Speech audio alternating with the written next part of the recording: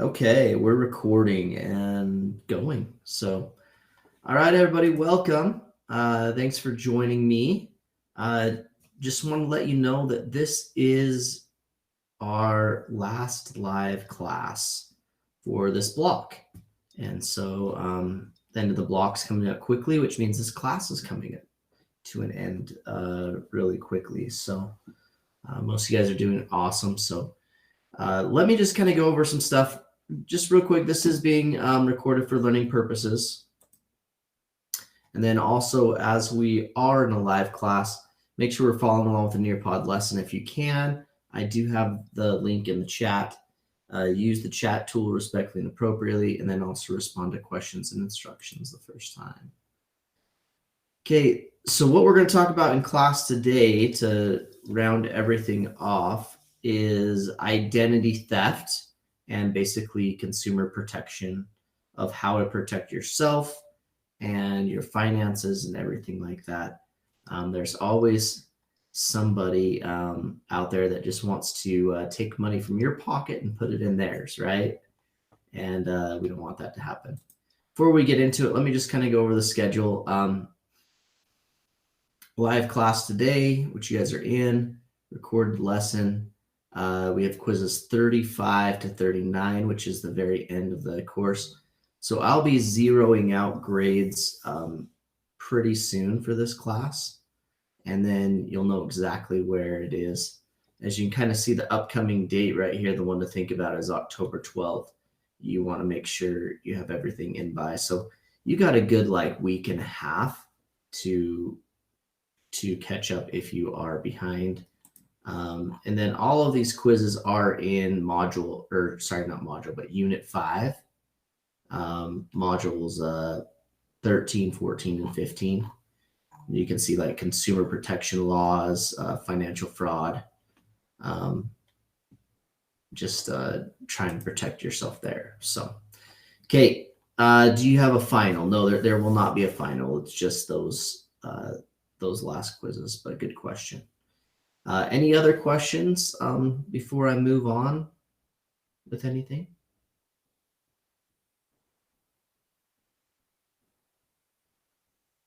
Okay. All right. We'll start heading on. Okay. So what we're going to do is we're going to talk about financial fraud and schemes and scams. And some things to kind of consider as we go through this is, what is your rights and responsibilities as a consumer? Okay. So a consumer is someone who buys something, right, from somebody else. So if I purchase something off Amazon, I am therefore a consumer. Okay. And I have rights as a consumer, but then I also have responsibilities to make sure when I buy something that it is legitimate, it's coming from a good source, those kind of things. I'm not just giving my credit card information to anybody. So what is the purpose of consumer protection laws and agencies? So there are agencies that we'll talk about that are put in place to protect you. Ways that you can avoid identity theft and fraud, and how do you understand financial contracts and avoid financial scams. Okay, so fraud is a deliberate deception designed to secure unfair or unlawful gain. And so what they're trying to do is cheat the consumer out of their money. Identity theft, the true name fraud, is someone wrongfully acquires and uses the consumer's personal identification, credit, or account information without their permission. They may include all of the following to find ways to get that information. Okay, to illustrate this point, has anybody ever seen the movie or read the book, or there's actually a play on it too, Catch Me If You Can? You heard of that before? You have? Okay. So you know a little bit about this. Okay, so this was based in the 1950s, and or maybe it might be 1950s, 60s, somewhere around there. So there was a young man named Frank Abagnale Jr., who actually posed. What he was doing is he was fraudulently cashing checks, and he found ways to create checks and cashier's checks and print checks and made them almost exactly legitimate to what they were before, and they couldn't catch him. And so for 5 years, or maybe it was a little bit more, he kind of went around the country posing as different people. He actually posed as a pilot, a doctor, a lawyer, and actually, if you read the book, he posed as a university professor at BYU, which is kind of funny. So as he was traveling around the country. But this was his kind of a little blurb into the movie Catch Me If You Can. It is PG-13, but if your parents let you watch it, it's really good. And it kind of talks a little bit about schemes and scams. So let's watch a little bit of this real quick. Oh, and I just want to mention, so this is where he is faking for the first time to be an airplane pilot. He actually never flew on the plane. He was always like the person, you know how you see pilots fly along with other airlines? He was doing that.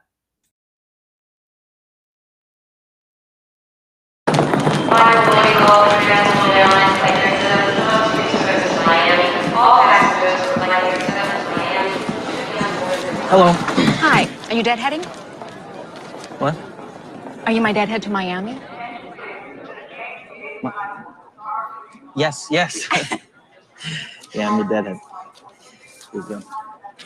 You're a little late, but the jump seat is open. You know, it's been a while since I've done this. Which one's the jump seat again? Have a nice flight. Are you my deadhead? Frank, Captain Oliver, John Larkin, the co-pilot, Fred Tully, flight engineer. Frank Taylor, Pan Am. Thanks for giving me a lift, boys.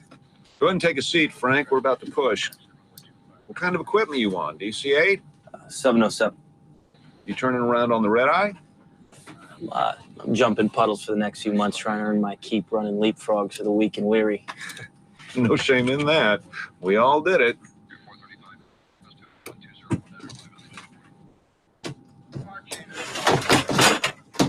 Have a seat. Thank you. Would you like a drink after takeoff? Milk? 80 knots. Check. V1, rotate.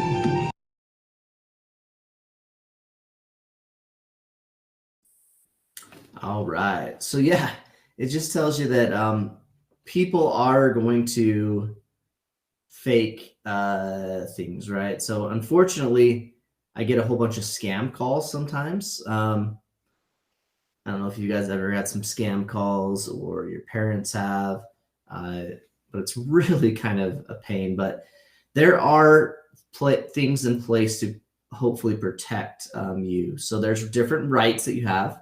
Your rights are to be able to be safe, to be informed, to be able to choose, and to be able to be heard. Responsibilities, okay, to use products safely, to seek information and use it to make decisions, to choose goods and services carefully, and to speak up and let their likes and dislikes be known. So one of the things I look at is ratings, you know, like if I'm going to buy something on Amazon or eBay or something like that, I look at ratings of the seller, I look at ratings of the product, all those different things to make sure it's what I'm looking for. So there's some different agencies that help out on this matter. For example, like the FDA, the Food and Drug Administration, the Consumer Product Safety Commission, Federal Trade Commission, which looks at stocks and stuff like that.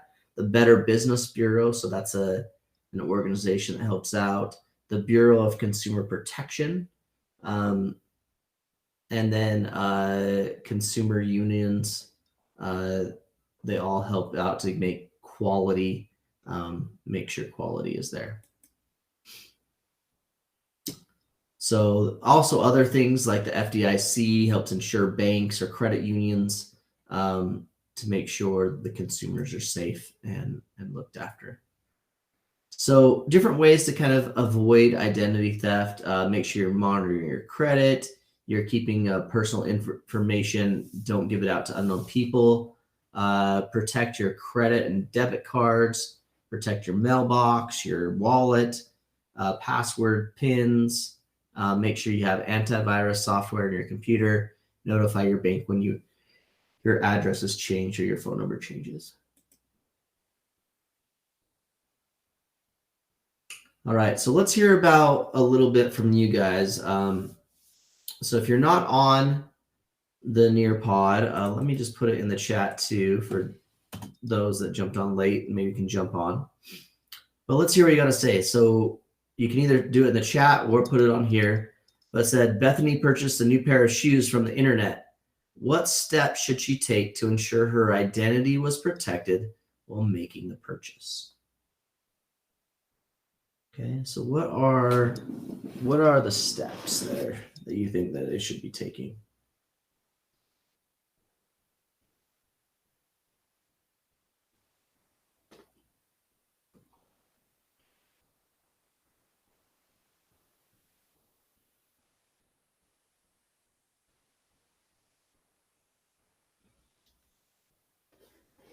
Okay, hiding her PIN from people that could see it. Okay, good.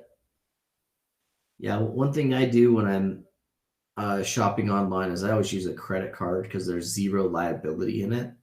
So if somebody were to take it or run it for the wrong amount or something like that, I can just call up the credit card company and say, hey, that wasn't me, or that was fraudulently billed, and they'll take it right off our thing and then it's theirs.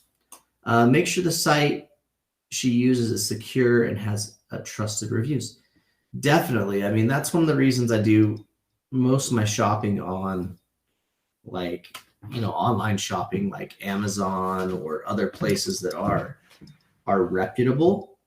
Because then you're going to get the product, the safety and quality that's on there. Very good. What are some other things that would be advantageous to do to protect yourself?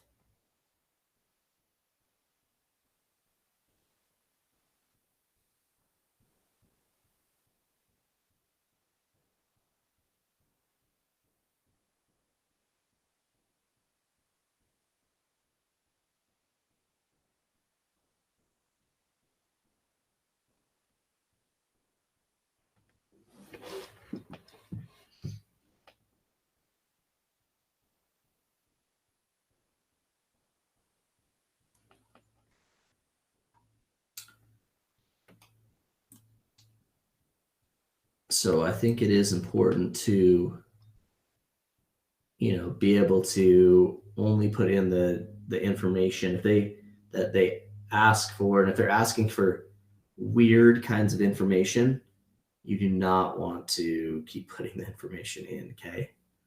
There's only like need to know information for some places. Okay. All right, let's go into scams and schemes real quick. So a scam is a fraudulent or deceptive schemes. And there's this movie or this video or TV show, I think it's a television series, in the UK that's called The Real Hustle.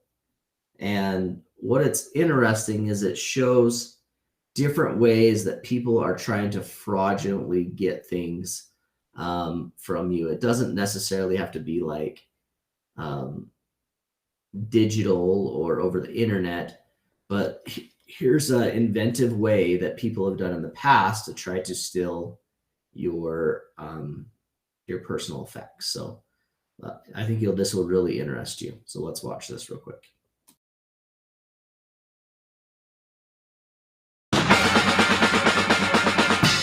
Jess is in a busy shopping centre promoting a new left luggage facility. And for a limited time only, these lockers are completely free. This is the lockup. With so many people weighed down by bags, it's not long before Jess finds someone to make use of this great offer. Yeah, so you got quite a few bags with you today. Would you like to use one of our free lockers? You can have one each. Yeah, you're welcome. Put your stuff in there. Okay. But if you can shove it all in one, or I'll tell you what, I'm going to give you 2 lockers. There's yours. Thank you. And one for you. There you go. Just make sure you're back before 9. And the other lockers also start filling up. That's a bag of shopping and a backpack. I'll put all in there. Thank you very much. Do you want to put... That's another bag locked up perfectly safe and secure, not in any danger at all of being stolen by unscrupulous hustlers. 2 hours later, the customers start coming back. But instead of finding Jess, they're faced with a big empty space where the lockers and their bags used to be. They head into a nearby shop to ask if they've seen 40 metal lockers vanishing into thin air. And they're not the only ones wondering where all their belongings have gone. Let's take a look at what they didn't see. Just here. This was the mall earlier in the day. Why don't you go just there? You think so? Uh-huh. That'd be nice, yeah. Come on, someone might steal them. In a matter of minutes, this empty corner of the shopping centre was transformed into the hustlers' left luggage facility. All right, cup of tea. Bye-bye. There. Once Jess had collected as many bags, rucksacks and carriers as she could, Do you want 2 of them? it was time to call back the hired muscle. Ooh, heavy. And as quickly as the seemingly permanent lockers appeared, they were gone.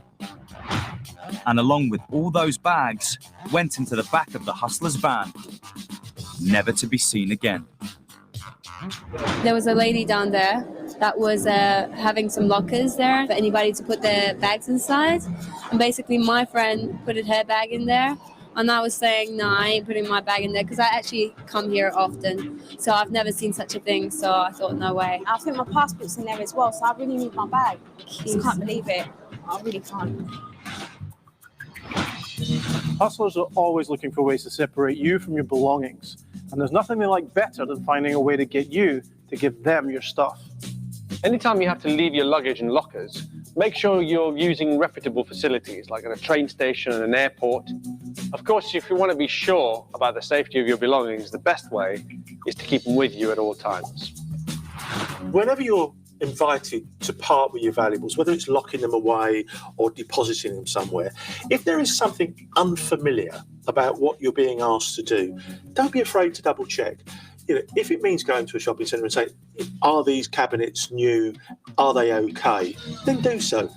Don't be embarrassed about it. It's your money, your goods, your valuables that you're parting with. So just be safe about it. All right. So that was kind of interesting, right? Just ways that people kind of get you away from your valuables. So as we're talking about different schemes and scams, we're talking about a pyramid scheme. It's a type of financial fraud in which people pay to join an organization in exchange for the rights to sell memberships to other people, okay? But there's no actual product that they're selling.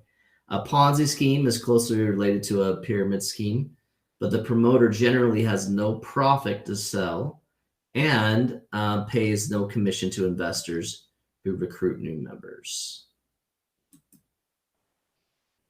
And affinity fraud is a name of a type of scam that targets members of specific demographics. Predatory may attempt to relate to or explicit characteristics common to demographics. So this is really where they target like different ethnic groups or religions or elderly people. I remember when my grandma was alive that she would get scam calls, and one of the things is she would answer, and one of the people was telling them that she was my cousin and that he was in jail and he needed her to go and bring money to Western Union and put it to this certain place so he could get out of jail, right? or make bail or whatever. He says, why don't you, my grandma being naive, why don't you call your mother, honey, and it's really kind of sad. And luckily somebody was there, and, don't ever call again, it's really sad. But elderly people, they get manipulated that all the time. So for example, I had some neighbors that they were told that they won the, what was it? The sweepstakes or whatever, right? and they thought that somebody was coming to their house to bring them a check and stuff like that. But in the meantime, they're like, hey, you need to send X amount of money over to this bank and stuff like that. And it was just all fraudulent there. So it's kind of sad. But there's also predatory lending, where they're lending on people that don't understand the financial aspects of things. So you need to be very particular when you're looking at loans, getting different loans. There's predatory mortgages. So people that I'm very not common of people going door to door, or they have large broker fees, all kinds of stuff like that. You worry about where things are going and stuff. So some common signs of scams, having advanced fee scams. Here's something that I saw, that if you use like a debit card or whatever, there was this store, and what you do is you go in there, and it was actually changed on the credit card machine, where you put the debit card in, and then it always says, do you want cash back? And if you put no, it was actually the same place as the $20. So they put no, but it would take out $20, and the cashier was taking that $20 from the till and putting it in their pocket. And after a while, they built up all this money, and then of course they got caught, because you usually get caught. Okay, so fraudulent kind of things, online auctions, fraudulent jobs, so you can get people's social security numbers, bogus charities, scams, school scams. Ways thieves work is like skimming off the top. That would be something like I just told you. Dumpster diving, computer wear, phishing, farming, wireless hacking, all that kind of stuff they'll use to whatever they can do to get an advantage on you. So top strategies is don't be a victim, okay? Be proactive in this thing. Things that are too good to be true are usually too good to be true, okay? Always stay in charge of your money. So for example, like my phone bill increased like $300 for some reason. So I got to call and figure out what's going on. Little things like that, right? I mean, always be looking at what's going out, what's coming in. You don't want to be left blindsided there. Okay, that lends us to the very end. Just to recap real quick, you want to be going into Unit 5 and doing quiz 35 through 39. That's what we'll do this week. I'm going to open up these slides for anybody that wants to go back and review them or whatever. But do you guys have any questions, comments, anything like that? Okay. If you know what to do, you guys can take off. Remember, the last day to turn anything in is October 12th. So start working on everything, and appreciate you guys being in class. Have a great day.